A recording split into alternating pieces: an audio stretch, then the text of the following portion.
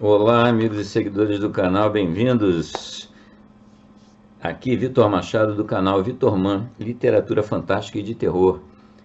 Bem-vindos novos, por favor se inscrever, não é, para dar força aqui para o canal.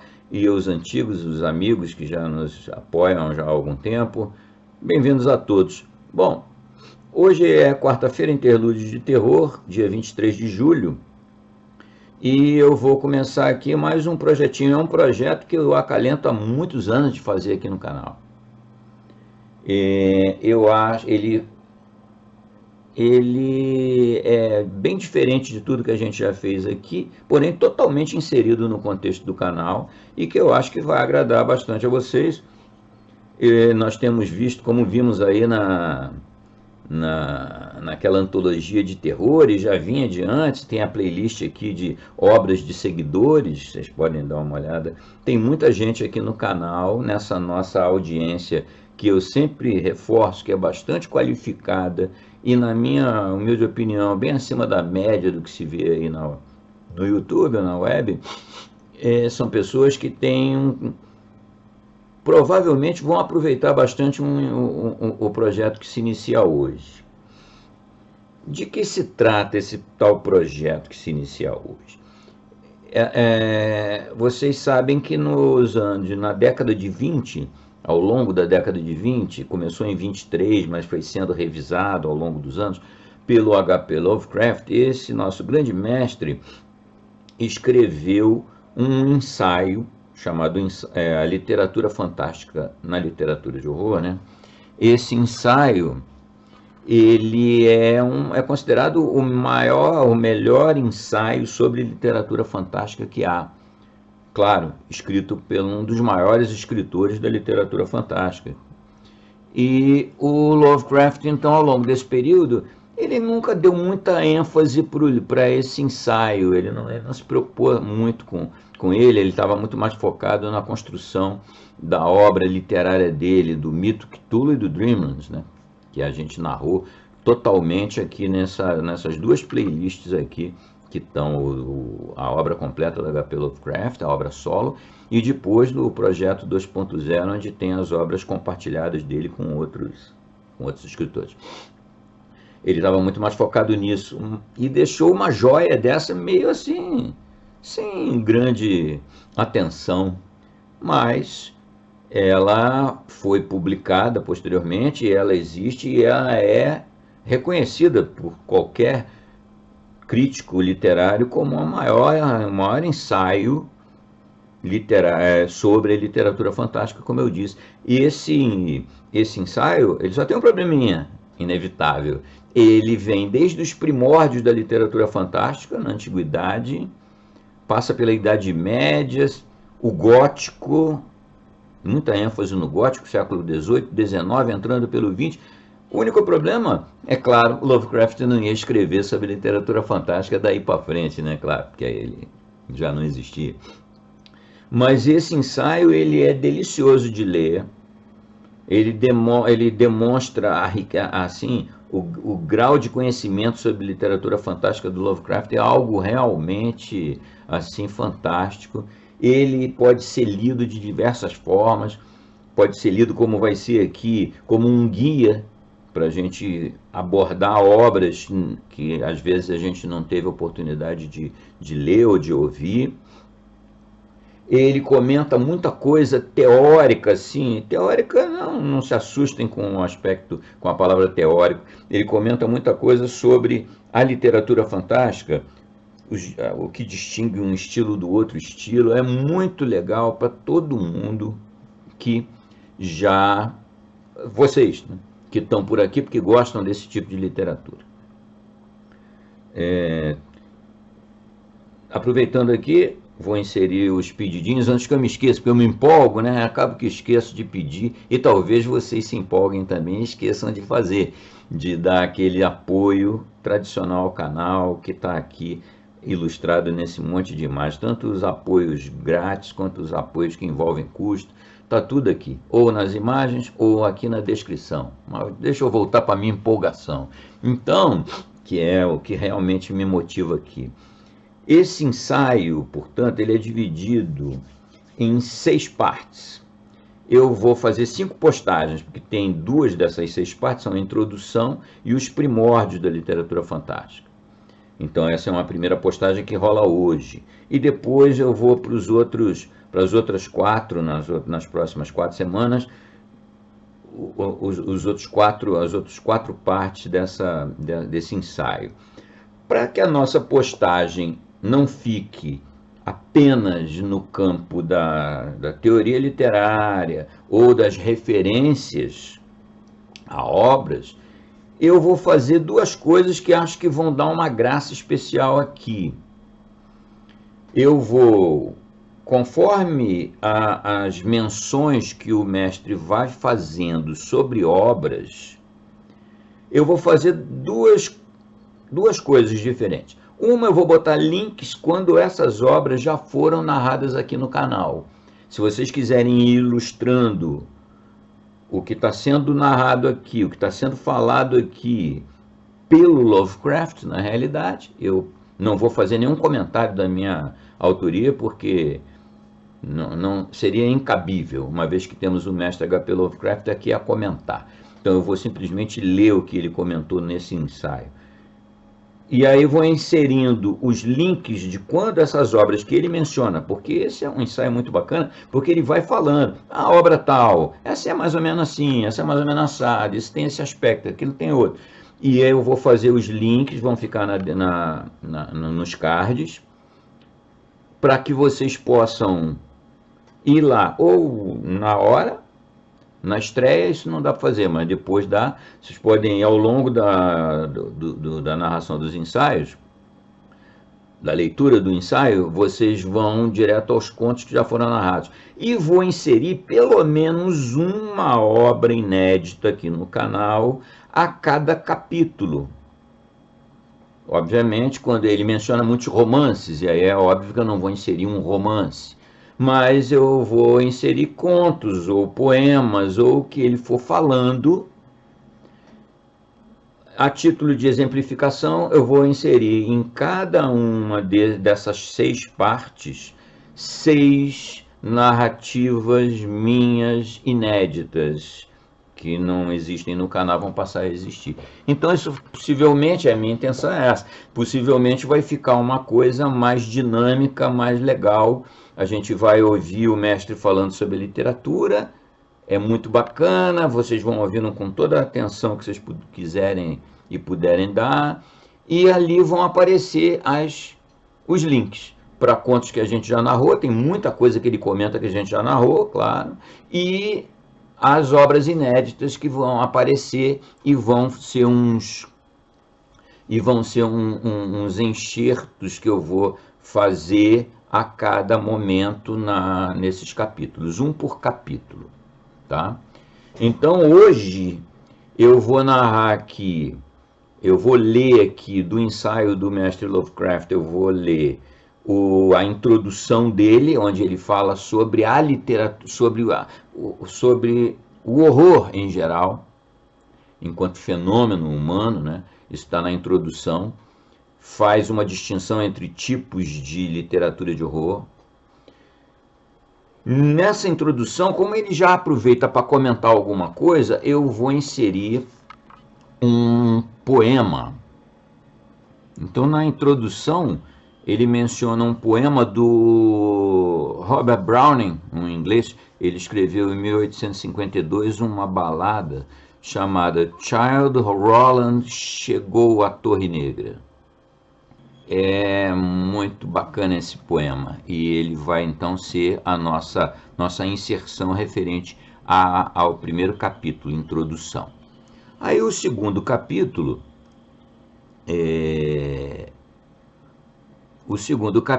ele é já além, né? Ele já vem a ser os primórdios do romance gótico, da literatura gótica. E nesses primórdios, o Lovecraft menciona uma opção de coisa, e eu extraí daí das menções dele, vou colocar aqui como um enxerto, A Noiva de Corinto, um dos maiores escritores da literatura mundial, que é o Goethe, Wolfgang Goethe, que é o autor do Fausto, que todo mundo conhece, né? Então nós vamos ter hoje a primeira parte do ensaio, a introdução, com o Childe Roland, A Torre Negra Chegou. E depois, na segunda parte, nos primórdios do gótico, eu vou inserir aqui A Noiva de Corinto, do Goethe. Então, é um baita de um pacotão, eu diria, de presente. Não é Natal, né? Mas o conjunto dessa leitura vai ficar, eu espero, uma joia aqui do canal para a posteridade, né?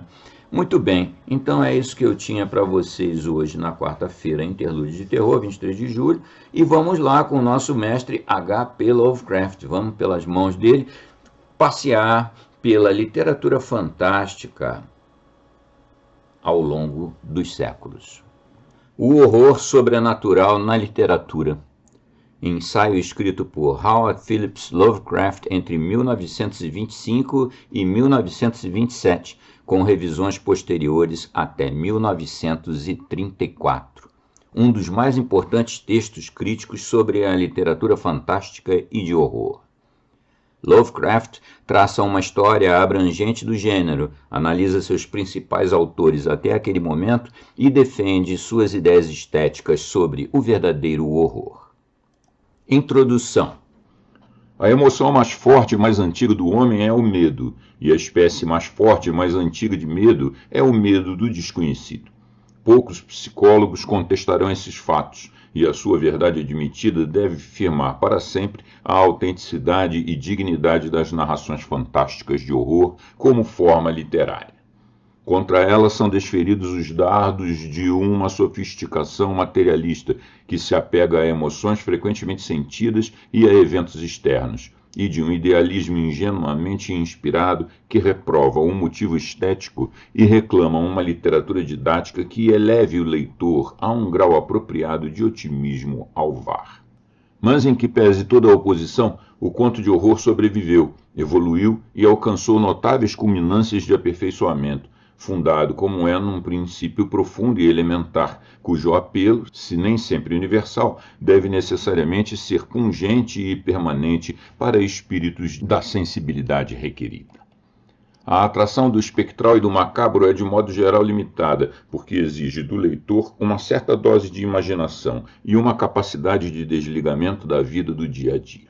Relativamente poucos são suficientemente livres das cadeias da rotina do cotidiano para reagir às batidas do lado de fora da porta, e as descrições de emoções e incidentes ordinários ou de vulgares desfigurações sentimentais de tais incidentes e emoções terão sempre precedência no gosto da maioria.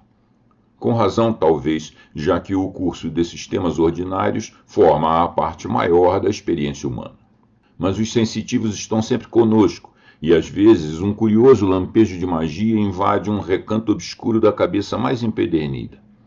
De modo que nenhuma dose de racionalização, de reforma ou de análise freudiana é capaz de anular completamente o arrepio do sussurro no canto da lareira ou da floresta solitária. É decorrência de uma conformação ou tradição psicológica tão real e tão fundamente arraigada na experiência mental quanto quaisquer outras conformações ou tradições da humanidade. Coeva do sentimento religioso e intimamente relacionada a muitos dos seus aspectos, é parte por demais intrínseca da nossa herança biológica mais visceral para perder a forte influência que exerce numa minoria significativa, mesmo se não muito numerosa, da nossa espécie. Os primeiros instintos e emoções do homem moldaram a sua resposta ao meio em que ele se viu envolvido. Sensações definidas baseadas em prazer e dor criaram-se em torno dos fenômenos cujas causas e efeitos ele podia entender, ao passo que em torno dos que ele não entendia, e estes abundavam no mundo dos primeiros tempos, teceram-se naturalmente os conceitos de magia, as personificações e sensações de assombro e medo próprias de uma raça portadora de ideias poucas e simples e experiência limitada. O desconhecido, sendo igualmente um imprevisível, tornou-se para os nossos avós primitivos uma onipotente e terrível fonte de bênçãos e calamidades despejadas sobre a humanidade por razões impenetráveis e inteiramente extraterrenas, portanto pertencentes a esferas de existência de que nós nada sabemos e em que não participamos. O fenômeno do sonho também contribui para formar a noção de um mundo irreal ou espiritual. E, de modo geral, todas as condições da vida selvagem primitiva levavam tão fortemente à impressão do sobrenatural que não é de admirar o quão completamente a essência hereditária do homem veio a saturar-se de religião e de superstição. É fato científico bem definido que essa saturação deve ser vista como virtualmente permanente no que toca à mente subconsciente e aos instintos mais profundos. Pois, embora a área do desconhecido venha, há milhares de anos, progressivamente se encolhendo, um reservatório infinito de mistério envolve ainda a maior parte do cosmo exterior, e um vasto resíduo de associações herdadas poderosas persiste aderido aos objetos e processos que outrora eram misteriosos, por bem que se expliquem agora. Mais que isso, há uma efetiva fixação fisiológica dos primitivos instintos no nosso tecido nervoso, mas que de um modo obscuro os faria operantes, mesmo que a mente consciente viesse a ser purgada de todas as fontes de perplexidade. Dado que a dor e o perigo de morte são mais vividamente lembrados que o prazer, e que os nossos sentimentos relativos aos aspectos favoráveis do desconhecido foram de início captados e formalizados pelos ritos religiosos consagrados, coube ao lado mais negro e malfazejo do mistério cósmico figurar de preferência em nosso folclore popular do sobrenatural. Essa tendência é reforçada pelo fato de que a incerteza e perigo são sempre estreitamente associados, de forma que o mundo do desconhecido será sempre um mundo de ameaças e funestas possibilidades. Quando a esse sentimento de medo e de desgraça se adiciona a fascinação inevitável do espavento e da curiosidade, nasce um corpo composto de emoção exacerbada e imaginativa provocada, cuja vitalidade certamente há de durar tanto quanto a própria raça humana. As crianças sempre terão medo do escuro. Os homens de mente sensível ao impulso hereditário sempre tremerão ao pensamento de mundos ocultos e insondáveis de vida diferente, que, quem sabe, pulsam nos abismos além das estrelas, ou sinistramente oprimem o nosso próprio globo em dimensões perversas que somente os mortos e os dementes podem vislumbrar. Com esse fundamento, não há por que se admirar de que exista uma literatura de horror. Sempre existiu e sempre existirá, e não se pode citar melhor prova do seu vigor tenaz que o impulso que, de quando em quando, leva a autores de tendências totalmente opostas a ensaiá-la em contos isolados, como se para aliviar suas mentes de certas formas fantasmais que, de outro modo, os obcecariam. Assim, Dickens escreveu diversas narrativas de pavor, Browning, o tétrico poema Childe Roland, Henry James, A Volta do Parafuso, o Dr. Holmes, o engenhoso romance Elsie Venner, F. Marion Crawford, O Leito de Cima, entre outros exemplos. Charlotte Perkins Gilman, assistente social, O Papel de Parede Amarela, e o humorista W. W. Jacobs produziu o excelente melodrama intitulado A Pata do Macaco. Aqui aparecem as primeiras referências do Lovecraft. Ele comenta genericamente sobre Dickens, que teria escrito diversas narrativas de pavor. Menciona o Robert Browning, falando do Childe Roland, Henry James, com A Volta do Parafuso, o Dr. Holmes, a respeito de Elsie Venner, o Marion Crawford, O Leito de Cima, Charlotte Perkins Gilman, com O Papel de Parede Amarela, e o Pata do Macaco, do W. W. Jacobs. Dessas referências todas aqui na primeira parte do ensaio, nós narramos diversas, que eu vou botar aqui, a saber, O Leito de Cima, do Crawford, O Papel de Parede Amarelo e A Pata do Macaco. Esses três vocês podem reler ou reouvir através aqui dos links que estão nos cards.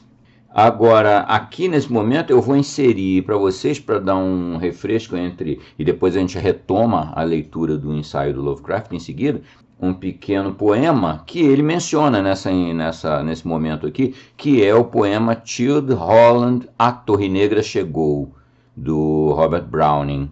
Espero que vocês gostem. Ao final, voltamos com a narrativa. Childe Roland, A Torre Negra Chegou. 1. Primeiro pensei, ele mentiu a cada sentença, o coxo encanecido com olhos cheios de malícia, ávidos por ver nos meus de sua mentira a perícia, e com a boca sem conter a alegria intensa que repuxava seus cantos na crença de que o predador outra vez se sacia. 2. Qual outro seria o intuito com seu cajado? Qual senão emboscar e laçar os andarilhos, que porventura o encontram pelos trilhos e vêm pedir direção? Que risada má eu teria escutado, quem deixaria meu epitáfio marcado, por diversão, nos terrosos caminhos? 3. Se ao seu conselho eu devesse me desviar para aquele curso sinistro que é sabido esconde a Torre Negra, porém eu, de boa fé imbuído, tomei o indicado caminho, sem orgulho demonstrar, nem esperança rediviva ao ver o fim se aproximar, mas sim gratidão pela ideia de algum fim existir. 4. Pois, se depois de um mundo todo vagar, se na minha busca ano a ano estendida, minha esperança tornou-se uma sombra encardida, e incapaz de com o gozo ruidoso da vitória lidar, a festa no meu coração eu mal pude refrear, quando este entreviu a batalha perdida. 5.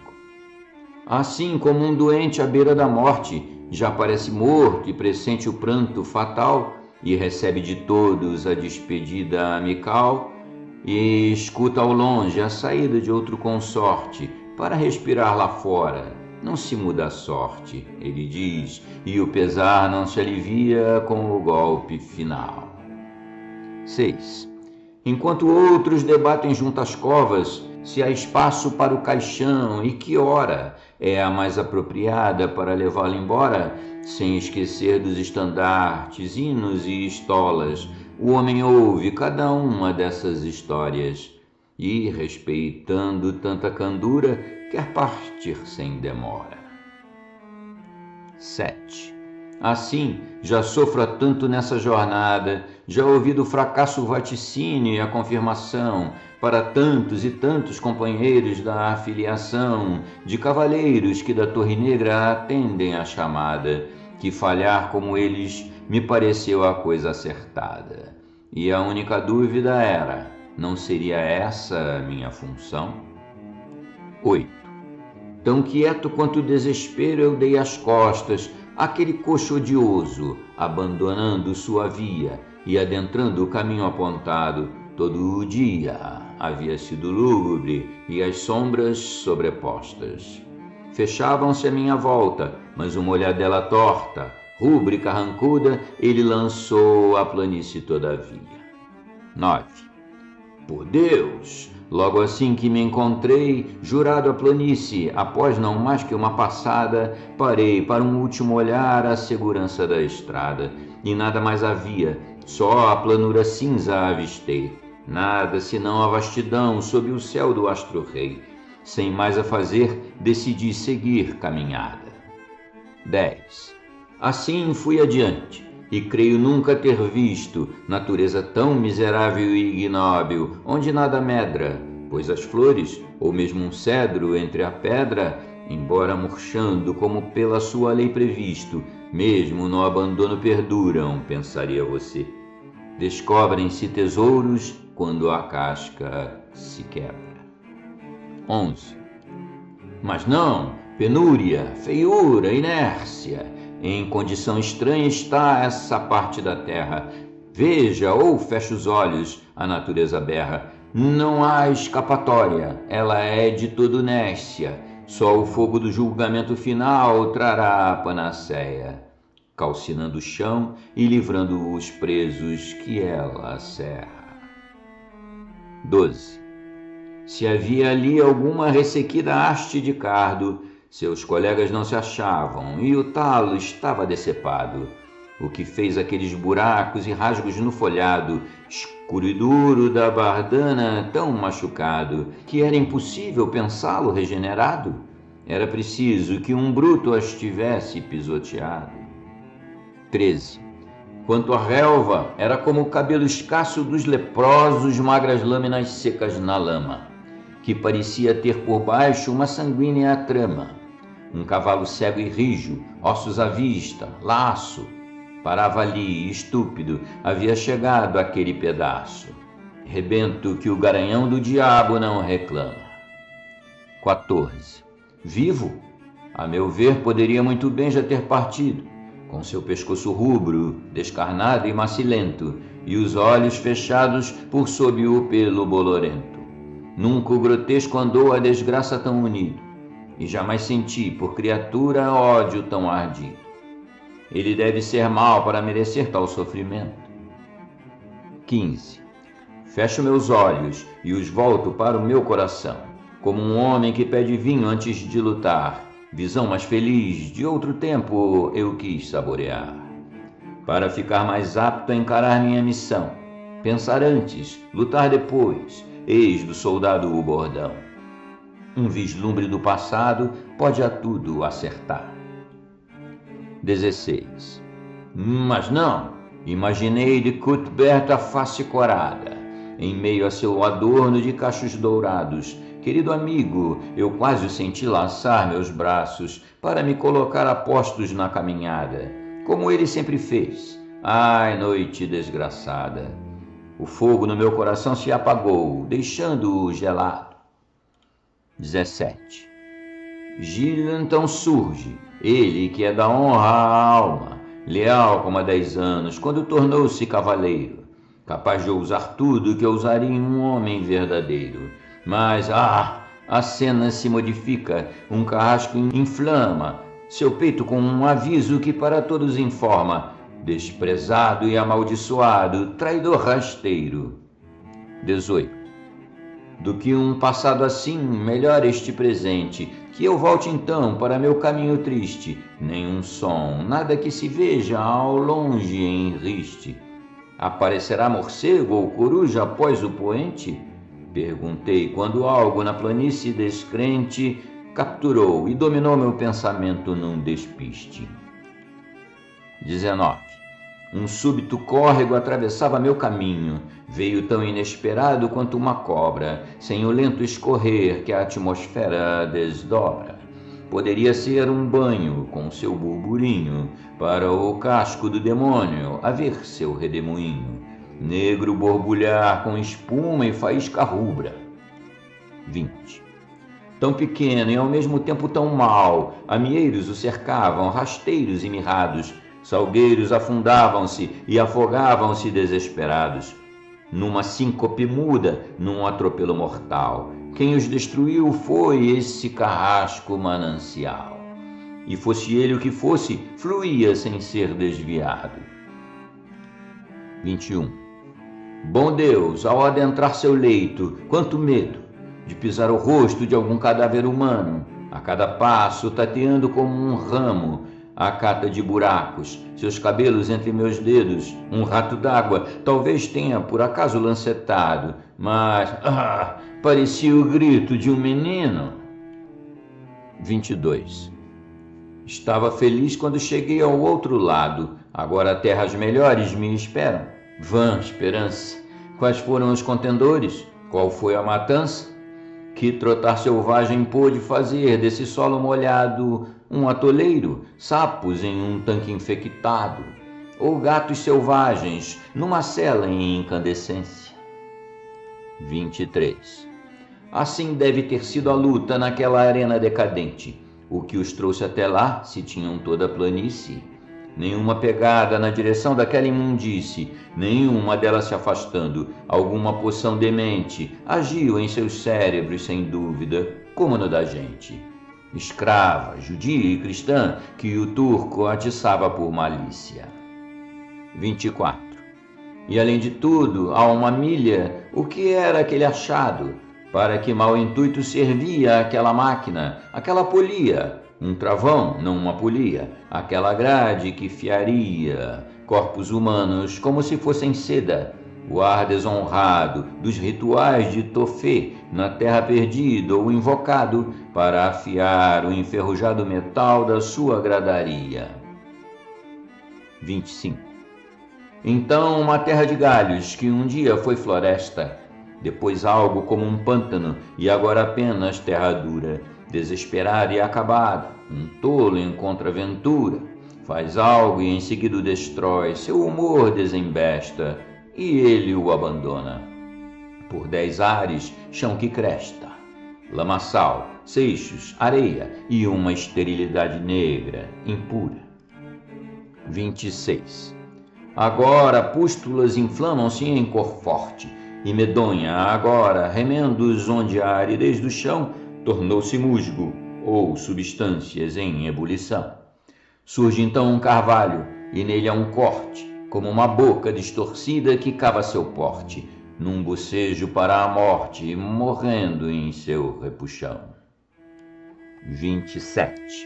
E tão longe como nunca o fim se afigura, nada no horizonte senão a noite, nada que direcionasse adiante minha passada.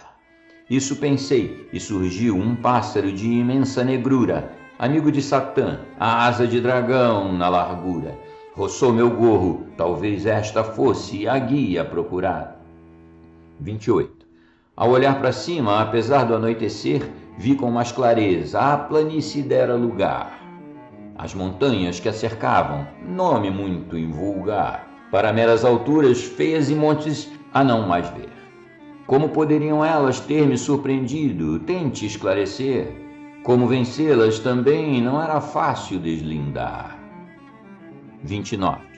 Mas ainda assim pareci reconhecer certo truque, do qual fui vítima, Deus sabe quando, talvez em um mau sonho, aqui estava terminando o progresso por esse caminho.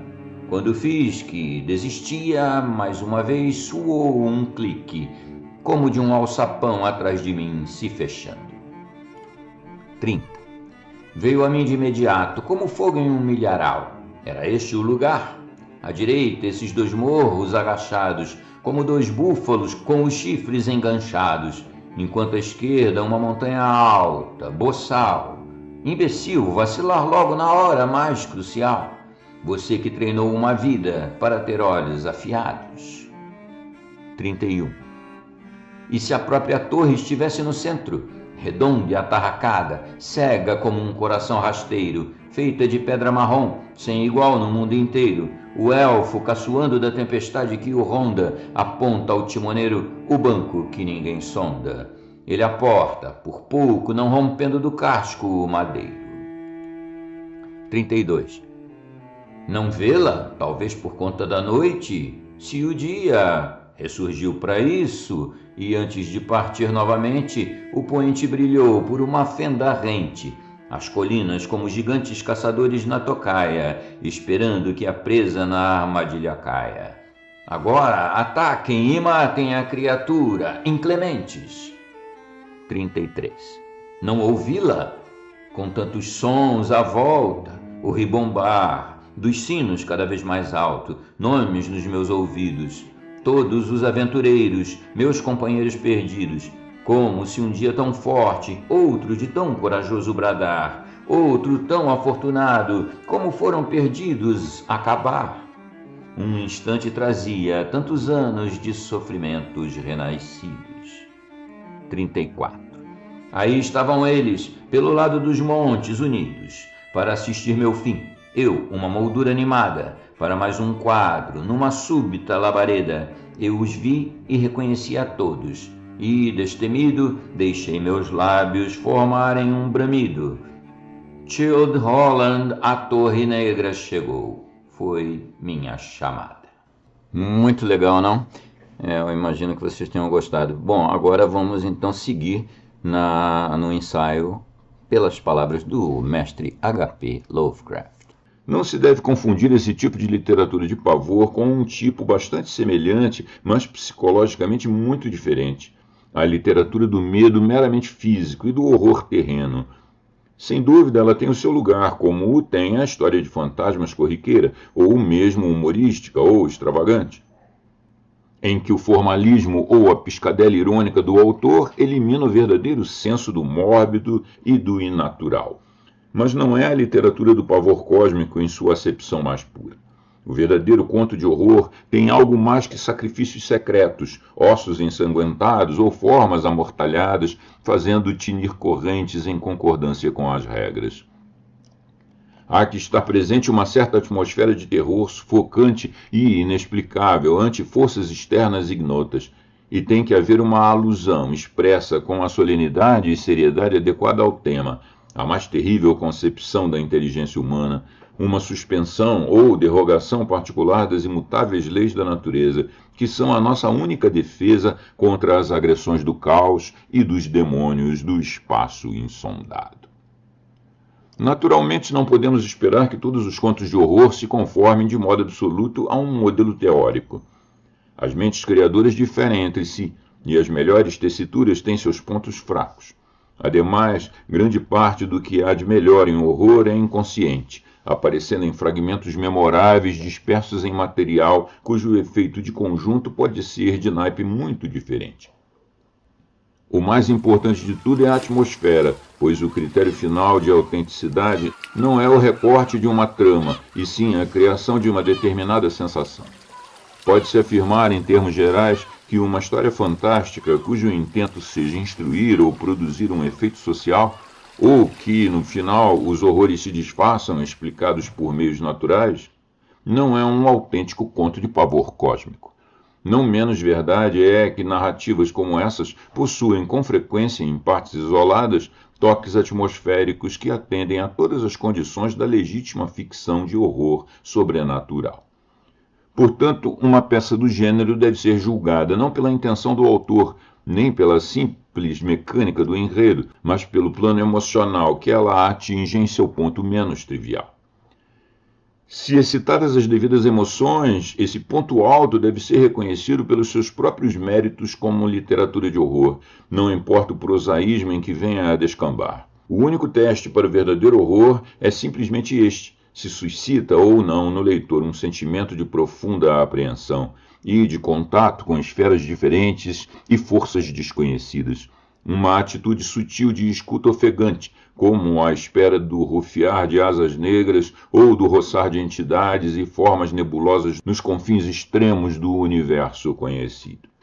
E é claro, quanto mais completa e unificadamente uma história comunique uma tal atmosfera, tanto melhor é como obra de arte do gênero considerado. Os primórdios do conto de horror. Como é lógico esperar de uma forma tão intimamente ligada às emoções primevas, o conto de horror é tão velho quanto o pensamento e a linguagem do próprio homem. O terror cósmico aparece como ingrediente do mais remoto folclore de todos os povos, cristalizado nas mais arcaicas baladas, crônicas e textos sagrados. Na verdade, foi feição proeminente da complexa magia cerimonial, com seus ritos de conjuração de trasgos e demônios, que floresceu desde os tempos pré-históricos e alcançou seu máximo desenvolvimento no Egito e nos países semitas. Fragmentos como o Livro de Enoque e as Clavículas de Salomão ilustram bem o poder do fabuloso na mentalidade oriental antiga, e sobre coisas como essas fundaram-se sistemas e tradições duradouras, cujos ecos obscuramente estendem-se ao presente. Traços desse terror transcendente são vistos na literatura clássica, e há indícios de um influxo ainda maior numa literatura de baladas, concomitante com a corrente clássica, porém que se perdeu por falta de um meio escrito. A Idade Média, mergulhada em fantasiosa obscuridade, deu-lhe enorme impulso no sentido da expressão. E Oriente e Ocidente empenharam-se igualmente em preservar e amplificar a herança tenebrosa, quer do folclore disperso, quer da magia e do ocultismo academicamente formulados, que lhes fora transmitida. Bruxas, vampiros, lobisomens e duendes incubaram ominosamente na tradição oral dos menestréis e das vovós e não precisaram muita incitação para, num passo final, transporem a fronteira que divide a ode e a cantiga da composição literária formal. No Oriente, o conto místico tendeu a assumir um colorido suntuoso e picaresco que quase o transformou em fantasia pura. No Ocidente, onde o místico teutão descera de sua negra floresta boreal e o celta recordava sinistros sacrifícios em bosques druídicos, ganhou uma intensidade extrema e uma atmosfera de seriedade convincente, que dobrou a força dos horrores, parte expressos e parte sugeridos. Muito da força do fabulário ocidental de horror deveu-se indubitavelmente à presença oculta, mais frequentemente suspeitada, de um repelente culto de adoradores noturnos, cujos estranhos costumes, oriundos de tempos pré-arianos e pré-agrícolas, quando uma raça de atarracados mongoloides pervagou a Europa com suas recuas e rebanhos, tinham raízes nos mais asquerosos ritos de fertilidade de eras imemoriais. Essa religião secreta, furtivamente passada de geração a geração de camponeses durante milhares de anos, apesar do aparente reinado das fés druídica, greco-romana ou cristã nas regiões respectivas, foi marcada por selvagens sabás de feiticeiros. Em matas solitárias ou montes remotos, nas noites de Walpurgis ou no Halloween, as quadras tradicionais de acasalamento das cabras, ovelhas e gado, e veio a ser fonte de uma abundante safra de lendas de feitiçaria, além de dar causa a inúmeros processos por bruxaria, sendo o episódio de Salem o principal exemplo americano. A fim, em essência, e talvez a ela associado de fato, foi o medonho sistema secreto de teologia às avessas, ou o culto de Satã, que produziu horrores como a famosa Missa Negra. E, operando no mesmo sentido, podem-se assinalar as atividades daqueles cujos propósitos eram, até certo ponto, mais científicos ou filosóficos, astrólogos, cabalistas e alquimistas do tipo de Albertus Magnus ou Raymond Lully, em que essas épocas rudes invariavelmente abundam. A prevalência e a difusão do espírito de horror medieval na Europa, intensificado pelo negro desespero acarretado por ondas de pestilência, pode ser distintamente avaliada nas grotescas esculturas ardilosamente introduzidas em muitas das mais belas obras sacras da última fase do gótico. As gárgulas demoníacas de Notre-Dame e Mont-Saint-Michel estão entre os exemplos mais famosos. E em todo esse período deve ser lembrado, havia tanto entre os cultos como entre os iletrados uma crença cega em todas as formas de sobrenatural.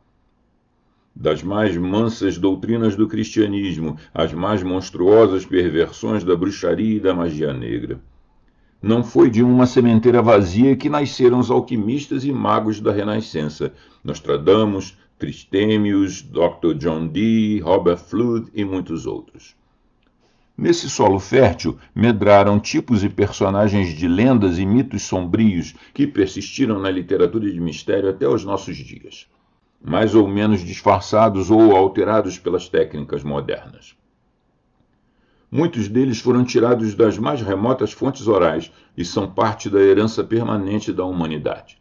A sombra que aparece e reclama o sepultamento dos seus ossos, o demônio namorado que vem raptar a noiva ainda viva, o conditor das almas dos mortos, ou o psicopompo cavalgando o vento da noite, o homem-lobo, a câmara lacrada, o mágico imortal, tudo isso pode se encontrar no curioso repertório de lendas medievais que o finado Baring Gould, com tanta proficiência, compilou em forma de livro.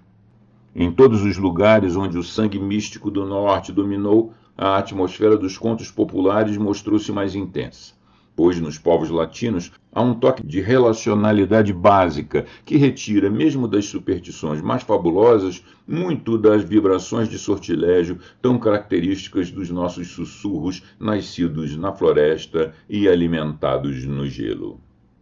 Assim como toda a ficção criou corpo inicialmente no verso, é na poesia que de início deparamos o ingresso permanente do fantástico na literatura corrente. Curiosamente, os exemplos mais antigos são, na maioria, em prosa, como o caso do lobisomem em Petrônio, as horripilantes passagens de Apuleio, a curta, mas célebre carta de Plínio, o moço Assura, e a estranha compilação dos prodígios pelo grego Phlegon, liberto do imperador Adriano. É em Phlegon que pela primeira vez encontramos a impressionante história da noiva defunta. Filínio e Macates, mais tarde contada por Proclo e nos tempos modernos formando a inspiração de A Noiva de Corinto, de Goethe, e do Estudante Alemão, de Washington Irving. Aqui o Lovecraft faz mais duas referências, A Noiva de Corinto, de Goethe, e O Estudante Alemão, de Washington Irving. Goethe é alemão e Washington Irving é americano. Esse último, Estudante Alemão, nós já narramos junto com outros contos referentes à guilhotina, e eu vou deixar aqui em cima, portanto, como combinado, o link, né, através do card. E a partir de agora eu vou narrar para vocês o Noiva de Corinto, de Wolfgang Goethe. A Noiva de Corinto, Johann Wolfgang von Goethe. Vindo de Atenas, chega em Corinto um jovem desconhecido ali. Vem recomendado a um morador da cidade, amigo de seu pai. Ambos haviam combinado o casamento do filho e da filha, ainda crianças, antecipando o noivado. Mas será acaso bem-vindo o forasteiro, se não pagar a bom preço a desejada hospedagem? Ele ainda é pagão, bem como sua família, se já cristãos os da casa e batizados, quando uma nova crença desponta, rouba dos corações fidelidade e amor, como quem arranca do chão ervas daninhas. A casa está em silêncio, pai e filha já dormem, só a mãe ainda está de pé. Recebe o hóspede com benevolência e o conduz sem detença a um dormitório suntuoso, antes mesmo que o recém-vindo peça algo, serve-lhe vinho e alimento e se despede, desejando-lhe boa noite. Embora farta e bem posta à mesa, não consegue despertar o apetite do jovem, o qual, sem mesmo despir-se, deixa-se cair na cama. Vencido pelo cansaço, mas semi-desperto ainda, percebe que uma estranha visita empurra a porta e entra. Sim, ele vê, ao clarão indeciso da lâmpada, entrar ali uma jovem cauta e silenciosa, vestida de branco e de véu. Fita negra e doirada guarnece-lhe a fronte. E ela, assim que o vê, de pavor tomada, ergue estarrecida no ar a mão branca. Sou eu tão estranha nessa casa, clama a jovem, que nada soube da presença desse hóspede. Ai de mim, assim é que me prendem na minha clausura. Agora cheio de vergonha, eis-me aqui. Deixa-te ficar aí no teu leito, que daqui me retiro incontinente, tão rápida quanto vim. Fica, linda jovem, não vás, replica o moço, saltando pressuroso do leito. Eis aqui os dons de Ceres e de Baco, e amor me trazes, graciosa flor. Pálida estás de susto. Vem, querida, fica comigo e hás de ver como os deuses nos são propícios. Detente, ó jovem, detente. Eu não pertenço aos prazeres. O último passo, o derradeiro, já foi dado pela doentia imaginação de minha mãe, que em sua convalescença jurou sacrificar ao céu minha juventude e minha natureza. Desde então, o cortejo ruidoso dos deuses desertou esta casa. Invisível, um único é adorado nos céus, um Salvador na cruz. Vítimas tombam aqui, não carneiros nem touros, mas vidas humanas em holocausto inaudito. Ele pergunta e ouve, pesa a palavra, e nenhuma delas passa despercebida. Ao seu espírito ansioso, pois como será isso possível? Terei então diante de mim minha estremecida noiva? Vem, entrega-te a mim. O juramento que nossos pais fizeram invocou sobre nós a proteção dos céus. Não me possuirás, alma bendita, minha segunda irmã te será dada, e quando em meu desolado esconderijo, torturada de amor eu desfaleça, em seus braços, querido, lembra-te de mim, que só penso em ti, quem de amor sucumbe, amortalhada na terra.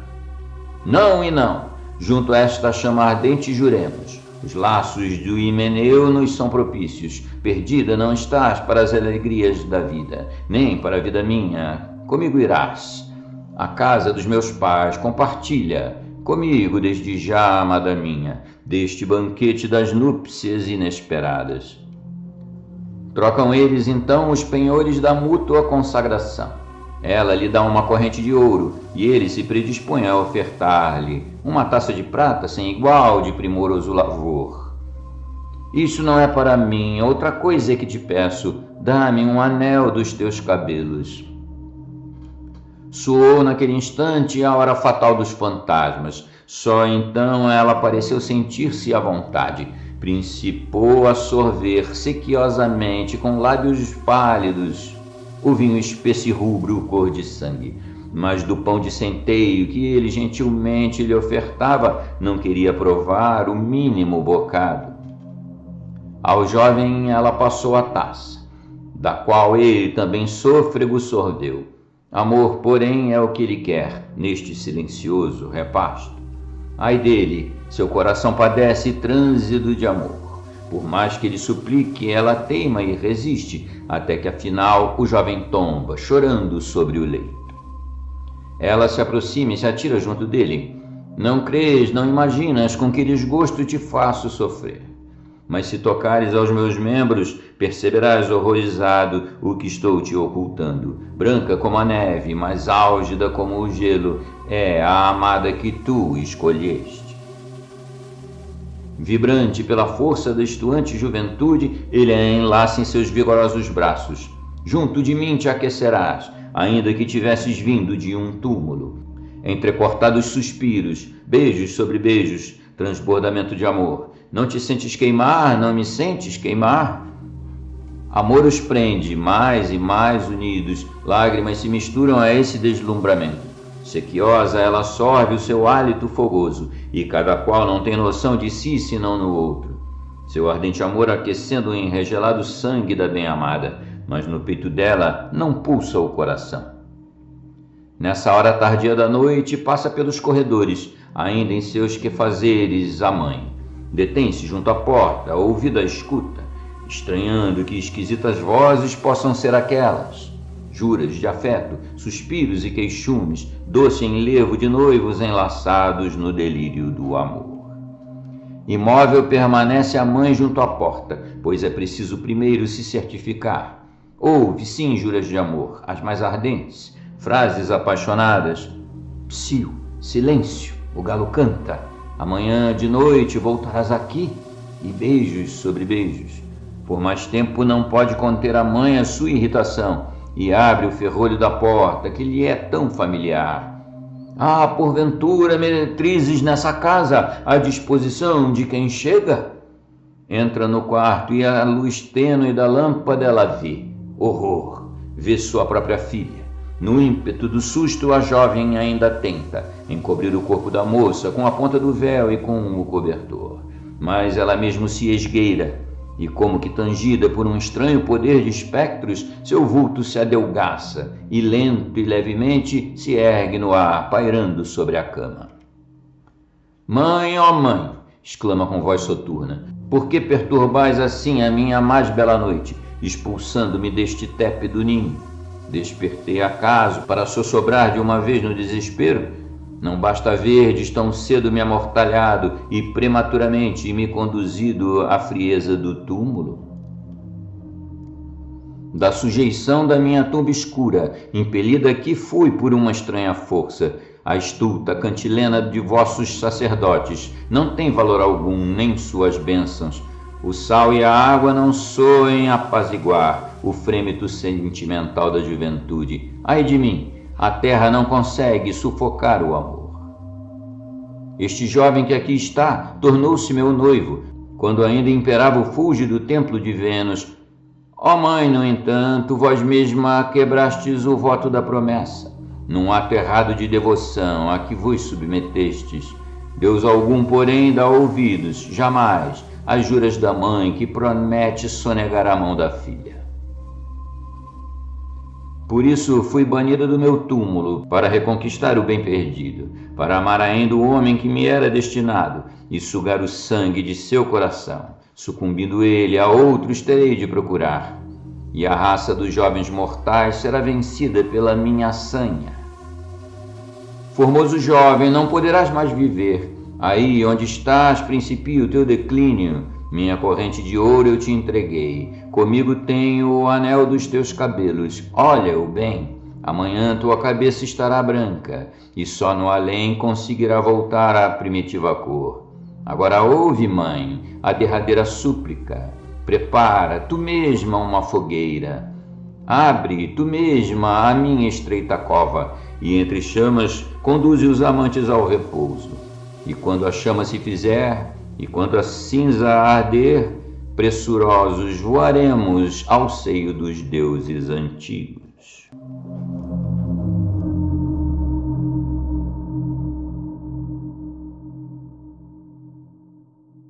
Quem é que disse que não pode haver beleza no horror, né? Linda essa balada do Goethe. Muito bem, agora vamos voltar às mãos do grande H.P. Lovecraft para encerrar esse segundo capítulo do maravilhoso ensaio. Mas quando os velhos mitos nórdicos tomam forma literária e no tempo mais recente em que o fantástico surge como elemento constante na literatura da moda, nós o encontramos quase sempre em forma metrificada, como aliás encontramos a maior parte dos escritos estritamente míticos da Idade Média e do Renascimento. Nos Eddas e nas sagas da Escandinávia há ressonâncias de horror cósmico e frêmitos do indizível pavor de Ymir e da sua informe descendência, enquanto o nosso Beowulf anglo-saxão e as lendas continentais dos Nibelungos mais recentes são repletos de monstruosidades. Dante foi um pioneiro na captura clássica da atmosfera macabra e, nas soberbas estancas de Spenser, vêem-se não poucos toques de terror fantástico na paisagem, no conteúdo e na forma de expressão. A prosa dá-nos Morte d'Arthur, de Malory, em que se apresentam várias situações horripilantes, tiradas de temas de velhas baladas. O roubo da espada e da veste do cadáver em Chapel Parallels, por Sir Lancelot, o fantasma de Sir Gawain e o espírito da tumba visto por Sir Galahad, ao passo que outros espécimes mais toscos eram certamente divulgados em folhetins baratos e sensacionalistas, mascateados nas ruas e devorados pela plebe ignorante. No drama isabelino com seu Dr. Faustus, nas Bruxas de Macbeth, no Fantasma de Hamlet e na atroz hediondez de Webster, podemos facilmente discernir a forte sedução do demoníaco no espírito do povo. Uma sedução multiplicada pelo temor muito real da bruxaria viva, temor que, a princípio mais frenético no continente, passa a ecoar ruidosamente em ouvidos ingleses à medida que as campanhas de caça às bruxas de James I mais se exacerbam. A prosa mística despercebida das idades acrescente-se uma longa série de tratados de feitiçaria e demonologia que ajudam a excitar a fantasia do mundo dos leitores. Em todo o século XVII e parte do XVIII, observamos uma massa efêmera de lendas e baladas de feição astrosa, se bem que reputada muito abaixo da literatura refinada e consagrada. Folhetins de horror e assombração proliferam e podemos entrever o ávido interesse popular através de fragmentos como A Aparição de Mrs. Veal, de Defoe, um relato prosaico da visita espectral de uma morta a uma amiga distante, escrito para disfarçadamente promover uma dissertação teológica sobre a morte, que vendia mal. As camadas mais altas da sociedade estavam perdendo a fé no sobrenatural e embarcando num período de racionalismo clássico. Depois, a partir das traduções de contos orientais no reinado da rainha Ana, e tomando forma definida pelos meados do século, vem o renascer do sentimento romântico, a era do gosto pela natureza, pelo brilhantismo de tempos passados, cenários exóticos, feitos audazes e maravilhas incríveis. Nós o percebemos primeiro nos poetas, cujas manifestações adquirem novas qualidades de prodígio, exotismo e comoção, e, finalmente, após o tímido aparecimento de algumas cenas dantescas em romances da moda, como Aventuras de Ferdinand, Conde Faton de Smollett, o instinto de libertação precipita-se no nascimento de uma nova escola literária, a escola gótica, do horrível e do fantástico na ficção em prosa, tanto longa como curta, cuja posteridade estava destinada a ser tão numerosa e, em muitos casos, tão esplêndida em mérito artístico. Pensando bem, é na verdade notável que a narrativa fantástica, como forma literária definida e academicamente reconhecida, tenha tardado tanto em acabar de nascer. O impulso e a atmosfera são tão antigos quanto o homem, mas o típico conto de horror da literatura corrente é filho do século XVIII. Bem, amigos, espero que tenham gostado.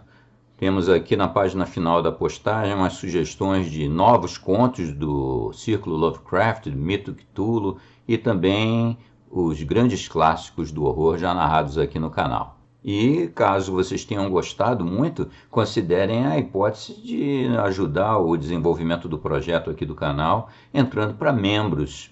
Um abraço, até mais!